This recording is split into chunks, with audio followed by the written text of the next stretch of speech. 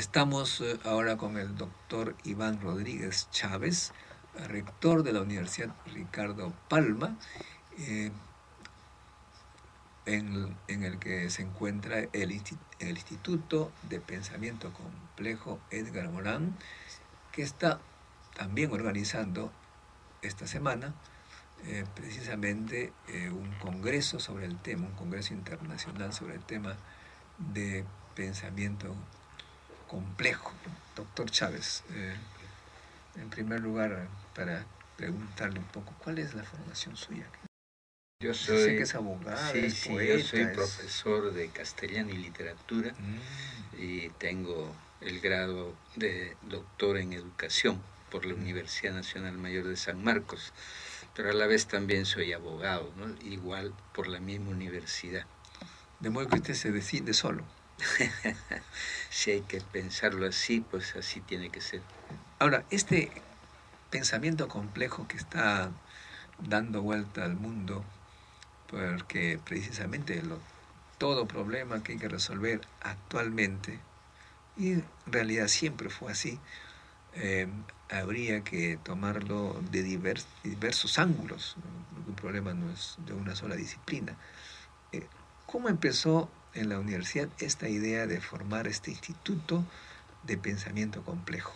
Bueno, todo comenzó a partir de una relación muy estrecha con la Embajada de Francia, especialmente con su agregado de cultura, el doctor Nelson Vallejo Gómez. Súper activo. Por supuesto, muy dinámico. Él intensificó mucho las relaciones entre las universidades y Francia y promovió esta formación del consorcio de universidades San Marcos Uniagraria, y ese programa intensivo de becas en virtud del cual se van ya decenas y hasta centenas de alumnos de todas las universidades del Perú a Francia, y están estudiando ya creo que más de 1000. Y con el doctor Nelson Vallejo Gómez pues se pudo facilitar la venida de Edgar Morán aquí al Perú. Nuestra universidad le otorgó el doctorado honoris causa. Esta es una tercera vez que viene, y naturalmente que una propuesta filosófica como la de él, del pensamiento complejo, no podía quedarse en el aire, sino había que estar promoviéndola aquí en el Perú, y por eso es que se establece en nuestra universidad este instituto que lleva además el nombre del doctor Morán, con el permiso y la autorización de él. ¿Y cuál es el trabajo del instituto? Bueno, hace investigaciones, promueve una serie de actividades de manera permanente, convoca a especialistas en el pensamiento complejo de otros países de América Latina, y lo que se quiere es que llegue a una adecuada difusión. Hay propuestas pedagógicas como para la organización académica de los colegios, de las universidades, de la educación en general, aplicando esta concepción del pensamiento complejo. ¿Y en qué consiste esa concepción? Bueno, lo que postula es que no puede el saber, el conocimiento compartimentalizarse, es decir, conocerlo en forma aislada, porque en la realidad no se da así, sino se da en forma integrada, ¿no? Y tendría que, indudablemente, si se va aplicando eso, llevar a reformas de los planes de estudio en las universidades y en los colegios, y a la vez en la metodología. Hay interés por eso. Hay también profesores de todos los niveles que conocen bien, profesores universitarios. Lo que sí es, pues, esta es una especie de cruzada, porque ya tenemos muy afirmado en nuestra mente, y que se convierte y se vuelque en actitudes, que nos hemos acostumbrado a parcelar la cultura y a parcelar el conocimiento. Incluso el derecho mismo, hoy en día, pues acude o usa herramientas desde la biología molecular hasta la psicología. Yo me acuerdo cuando estaba en Francia, el caso de un poeta que mató a su novia la hizo pedacitos, la puso en el refrigerador y luego la comía poquito a poquito. Pues fue un juicio bastante publicitado y la justicia prácticamente lo absolvió porque hablaron, cosa que yo no entiendo, esta complejidad de Eros y Thanatos, la poesía, la sublimación, y dijeron que él no era pues una persona imputable, sino que había sido invadido por estos pensamientos complejos, por así decirlo, y finalmente lo que hicieron es expatriarlo para que las chicas parisinas no corran riesgo de un poeta complejo. ¿Cómo lo hubiera analizado usted como abogado? Bueno, La psicología, efectivamente, pues la sociología, y los juicios que tienen resonancia pública lo demuestran, ¿no? Por eso hay las evaluaciones y los peritajes psiquiátricos, psicológicos, también sociológicos, porque el delincuente es una persona con anormalidad social, ¿no? Entonces hay varios tipos de anormalidades. El ser humano es uno, es íntegro, pero indudablemente que por razones históricas, culturales y en algunos casos pedagógicas se van aislando los hechos de toda su naturaleza compleja. Y también tenemos el caso de la literatura, de las palabras, usted que ha estudiado.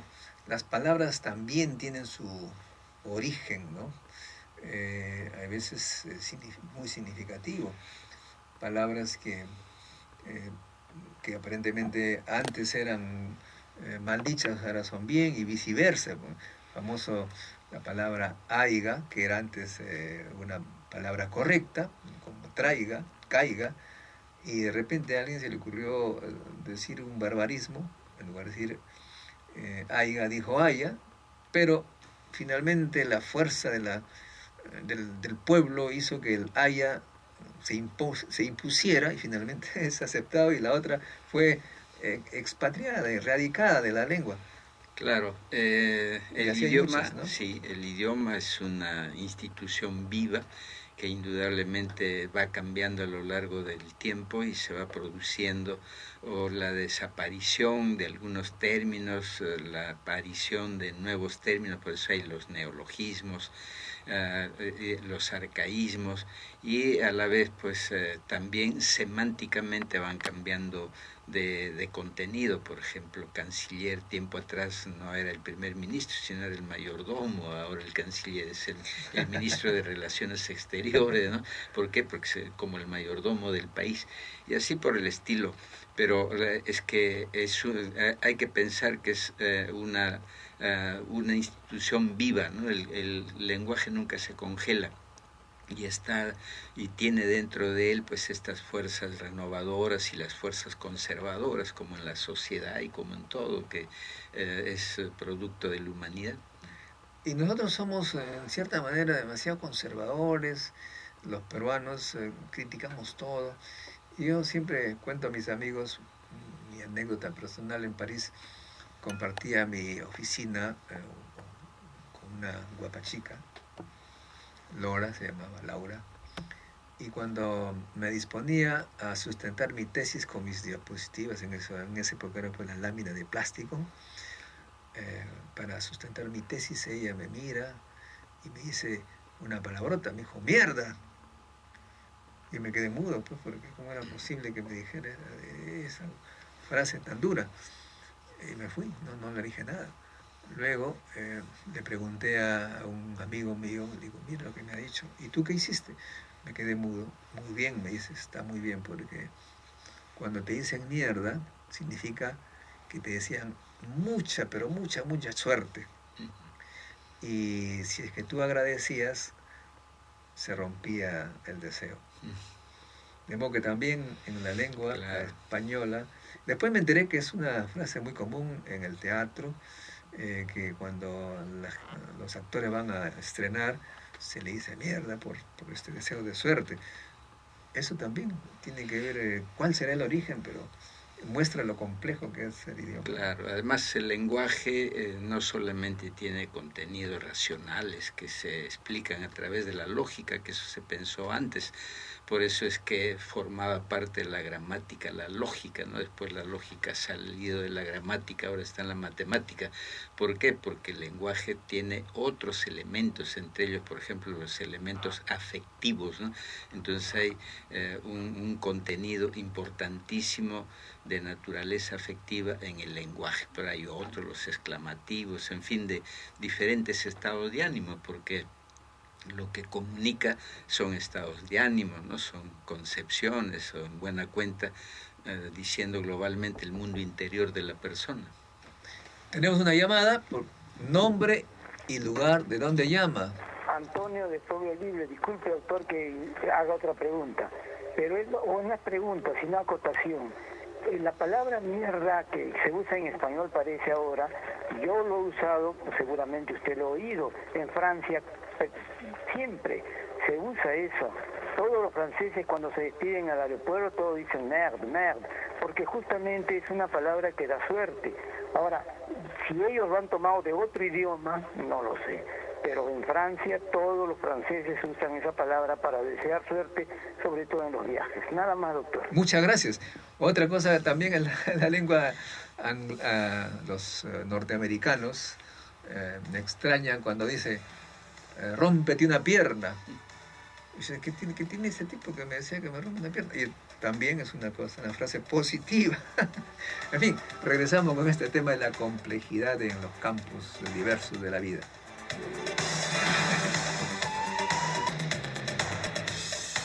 Gracias, amigos, por estar con nosotros en un encuentro con la ciencia. Estamos conversando con el doctor Iván Rodríguez Chávez, rector de la Universidad Ricardo Palma, en torno a un seminario, un evento sobre pensamiento complejo. Cuéntenos, doctor. Sí, es el segundo simposio internacional sobre pensamiento complejo, que cuenta con la presencia y la participación muy activa del doctor Edgar Morán.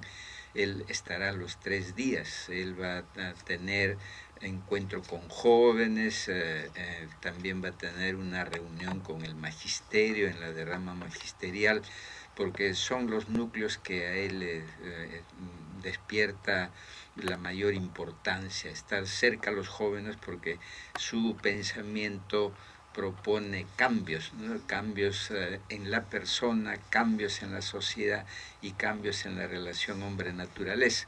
De tal manera que en estos 3 días, 28, 29 y 30, hay un programa bastante nutrido de mesas redondas, de conferencias, de diálogos y participación del propio doctor Edgar Morán, en tránsito a la reunión en Brasil de Río más 20, ¿no? Que es sobre el desarrollo sostenible, el cambio climático y los temas que ahora son de preocupación por la humanidad. Tenemos una llamada, nombre y lugar de donde llama. Rosa María González de Jesús María. Dígame. Bueno, yo le quería dar la explicación sobre la palabra mierda en España, el origen de la palabra. A ver. Bueno, resulta que antiguamente no habían carros de motor, sino carros jalados por caballos. Y la gente iba al teatro en las carrozas jaladas por caballos. Y los caballos en las puertas de los teatros pues hacían sus cositas. Y entonces cuanto más carrozas, más caballos y más mierda. Entonces, y más público en el teatro, por supuesto. Entonces por eso era que decían mierda, mucha mierda. Cuanto más mierda hubiera en la puerta del teatro, más público había dentro del teatro. Bueno, muchas gracias por esa información interesante de la complejidad del lenguaje, el teatro y la vida, doctor. Entonces, este evento que se va a realizar, ¿qué otros nombres interesantes tenemos aparte de Edgar Morán? Vienen especialistas en pensamiento complejo. Está el propio Nelson Vallejo Gómez, que es miembro de la Asociación por el Pensamiento Complejo en Francia, Gustavo López Ospina, que él es un consultor de la UNESCO, es un colombiano, María Cándida Moraes, de la Universidad de Brasilia, Pedro Sotolongo, que él es el también presidente honorario de la Cátedra de Complejidad de la Universidad de La Habana, Marco Antonio Velilla, que es vocal de la Corte Suprema de Colombia, Marlene Bies del Centro Universitario de Brasil, Pierre Fayard de la Universidad de Poitiers de Francia, ¿no? Y acá en el país también hay la concurrencia del embajador de Francia, el viceministro de la Mujer y Poblaciones Vulnerables, están otros funcionarios de la Embajada de Francia, el presidente de la Derrama Magisterial, la Asamblea Nacional de Rectores, el Instituto Pedagógico de Monterrico y el Colegio Médico, entre algunas organizaciones que en este momento puedo decirlo. Muy bien, y además valga la oportunidad para felicitar a la Embajada de Francia y a Francia en general, porque tiene algo, no sé cuántos centenares de investigadores franceses en el Perú haciendo investigación en glaciología, sísmica, volcanismo, sociología, economía, a través del Instituto de Investigación para el Desarrollo IRD y a través del Instituto de IFEA, de Estudios Andinos, ¿no? Instituto Francés de Estudios Andinos, que realmente sería un ejemplo a seguir por los otros países. Claro, también tenemos a los Estados Unidos, que tienen un instituto, el NANRU, es un instituto de investigación de epidemiología, enfermedades contagiosas. Pero Francia tiene pues bastante presencia en el Perú a través de científicos franceses. Nos congratulamos que eso sea así. Finalmente, doctor Chávez, ¿cómo la Universidad Ricardo Palma está integrando estos conocimientos generados del Instituto de Pensamiento Complejo en la formación de investigadores científicos de diversa disciplina en la Universidad Ricardo Palma, dado que se dice que las universidades peruanas tienen un déficit en este campo de la investigación? Y además, ¿qué otro instituto se está creando últimamente? Me he enterado también que Antonio Brac está fomentando un instituto de investigación en su campo. Cuéntanos. Sí, se ha creado ya el Instituto del Cambio Climático, que estará a cargo del doctor Antonio Brac, conocido investigador. Nos enteramos, ¿no?, del todo, ¿eh? Muy bien, me alegra. En el campo de la biología, es un gran conocedor de todo lo que es la biología, la geografía peruana, y es un investigador de campo, no de escritorio, y él pues desafía las distancias, el agua de los ríos, él se pone la mochila en la espalda y se va, y no está buscando hoteles con comodidad, sino si él tiene que dormir al intemperie lo hace, ¿no? Y su conocimiento pues está al alcance de todos. Él va a presidir, tiene autoridad, conoce igual los nexos y las relaciones, y considero que es la persona más adecuada para eso. Después, en lo que concierne sí hay un fomento de la investigación que está en crecimiento, hay un centro de investigación que preside José Matos Mar, tenemos también la Cátedra de Descolonialidad del Poder que preside Aníbal Quijano, que igualmente va a participar en este evento, y hay otros tipos de investigaciones.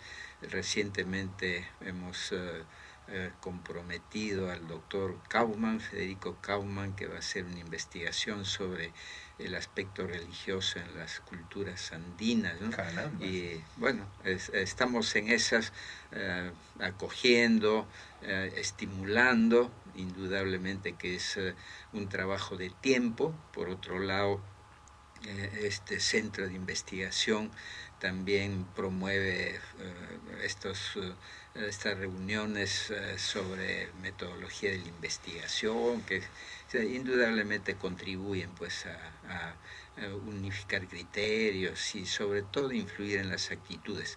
También tenemos el Instituto de Ciencia y Tecnología en la universidad, que se fundó con Gerardo Ramos, ¿no? Que hace un par de años nos ha dejado, pero ahora lo tiene a su cargo el doctor Víctor Latorre, que también es otro científico bastante conocido. Igual tenemos un laboratorio de biología molecular a cargo de Verónica Rubín de Celis, ¿no? Y así por el estilo. Hay algunos núcleos de trabajo en lo que concierne a la investigación, porque nos interesa hacerlo. Vuelvo a decir, es un programa que se proyecta hacia el futuro. Y también podría decir, hemos creado el Instituto del Patrimonio Cultural, está bajo la dirección de la arquitecta y doctora Sandra Negro, que es una investigadora del pasado. Últimamente ha estado haciendo investigaciones y está elaborando en estos momentos una guía cultural de Cajamarca, no solamente incluyendo la propia ciudad de Cajamarca, sino también las provincias de Cajamarca, ¿no? Prontamente nos dará una revelación, una noticia de esta naturaleza. Y todos estos institutos o centros hacen una especie de conglomerado para que los estudiantes puedan hacer tesis también, ¿no? Sí, claro que sí. Hay carreras en que hacen siempre tesis. Por ejemplo, en biología, que también agregaría el Instituto de Estudios Etnobiológicos, está dirigido por la profesora Mercedes González y tiene entre sus objetivos el rescatar las plantas para uso de la nutrición, de la alimentación, y después se pasará a la medicina. Tenemos un museo de historia natural que justamente en estas fechas está haciendo una exposición de dinosaurios organizado pedagógicamente para que pueda ser objeto de visita. Desplegamos, hay tesis, también hay tesis, por ejemplo, en arquitectura. Hace poco han presentado una tesis para la propuesta de edificios, comenzando por viviendas antisísmicas, pero ya no con materiales, sino con magnetismo, ¿no? Para que puedan amortiguar las consecuencias de estos movimientos sísmicos, y eso indudablemente que también es una cuestión nueva, ¿no? Hay otros, por ejemplo, hay un profesor de Morflex, ¿no? que tiene estructuras de esa naturaleza. Muy bien, se nos fue el tiempo. Gracias, doctor Iván Rodríguez Chávez, rector de la Universidad Ricardo Palma. Nosotros anunciamos que la próxima semana vamos a tratar los jóvenes universitarios en Estados Unidos que están haciendo cosas interesantísimas, más o menos coordinadas por nuestra gran amiga May, que está en la Universidad de Navarra de España. Y la próxima semana entonces será la juventud, la ciencia, la tecnología y el mundo.